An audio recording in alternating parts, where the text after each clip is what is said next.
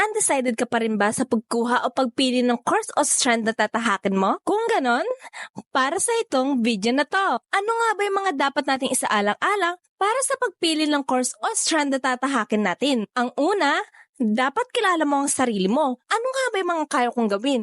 Ano nga ba yung kakayahan ko? Saan nga ba ako mahilig? Saan nga ba ako interesado? Yan ang unang step natin para makaproceed tayo sa next step. Pangalawa, mag-research ka.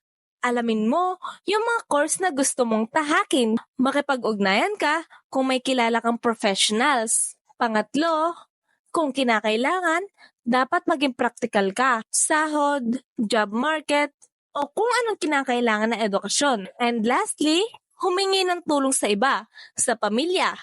Tandaan, malaking influence ang pamilya. Maaari silang makatulong sa'yo, maaari silang maka-influence sa kung ano ang gusto mong tahakin. Okay lang naman magbago yung isip. Yung mga interest mo at saka yung layunin mo pwedeng magbago, di ba? Pero laging tandaan, walang tama o mali sa pagpili ng strand natin. Basta, magtiwala ka lang sa sarili mo. O ikaw na nanonood, anong gusto mong kunin? Salamat! Hep hep hep! Hindi pa tapos.